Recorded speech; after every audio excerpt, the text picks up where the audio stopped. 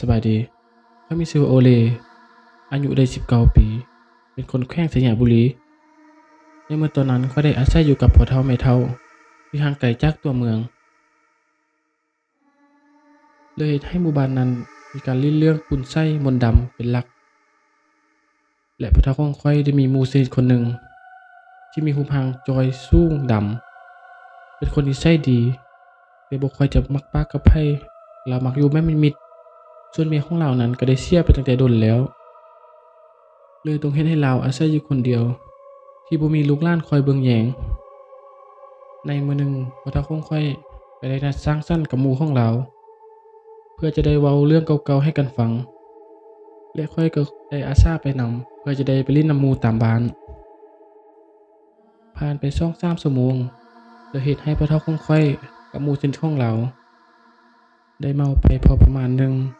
เลยเฮ็ดให้พวกเขา2คนล้มเรื่องที่เคยผ่านมานำกันข้อยก็ได้ลิ้นเมื่อยพอแห้งแล้วก็เลยได้มานั่งฟัง2คนเขาเจ้าล้มกันและพ่อเฒ่าของข้อยก็ได้เอ่ยปากขึ้นถามว่าเสี่ยวเมื่อก่อนตัวก็เลี้ยงงัวเลี้ยงควายหลายอยู่นะเดี๋ยวนี้มันหายไปไสหมดมันคือว่าเหลือแต่คอกเปล่า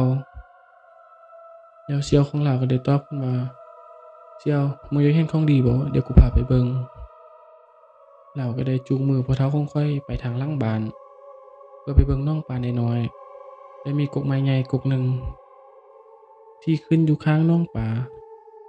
พ่อเฒ่าของข้อยก็เลยเอ่ยขึ้นว่าใช่ของดีมึงกูว่าบ่เห็นหยังเสี่ยวใจเย็นๆแล้วเว้นใกล้จะตกดินแล้วเดี๋ยวกูเฮ็ดให้มึงเบิ่งกูได้เลี้ยงพี่ตัวหนึ่งกูก็คิดว่ามันจะให้กูอยู่สุขสำบายกูเลยค้างัวค้าควายให้มันกินเพื่อเลี้ยงมันไว้พอแต่เสี่ยวพ่อเฒ่าของข้อยเว้าแล้วเลาก็ย่างเข้าไปในเรือนเพื่อไปเอาข้างงัวมาวางไว้ข้างกกไม้ใหญ่และในปากของเลาก็ได้จมกระทาพึมพำหนักจักอย่างเวลาก็ผ่านไปบ่ดนข้อยได้เห็นมือดำๆที่มาจับเอาข้างงัวแล้วลากเอาข้างงัวเข้าไปกินอยู่หลังกกไม้เลยเฮ็ดให้ข้อยกับพ่อเฒ่าของข้อยตกใจอย่างแรงมือไม้สั่นไปหมดและเฮ็ดหยังบ่ถูกบ่คิดบ่ฝันว่าหมู่สนิทของเลาจะได้มาเฮ็ดแบบนี้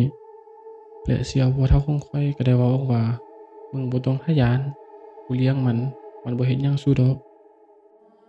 และมีเสียงบางสิ่งบางอย่างที่กัดกินข้างงัวด้วยความแซ่บเฮ็ดให้กลิ่นข้าวออมไปทั่วน่อง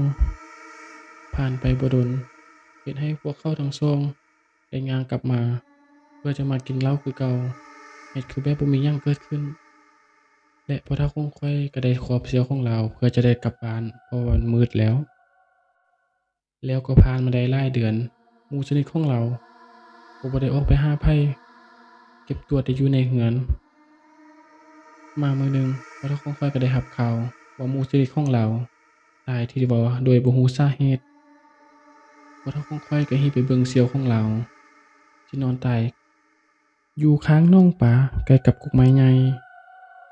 ศพของเลามีรอยมือบีบคอและตามต้นตัวมีรอยกัดกินและพ่อเฒ่าของข้อยก็ได้คิดว่ามันคงจะเป็นผีตัวนั้นที่เลี้ยงมันบ่รอดพวกเขาก็ได้เฮ็ดพิธีตามศาสนาเพื่อให้หมู่สนิทของเลานั้นไปอยู่บ่อนที่สบายๆ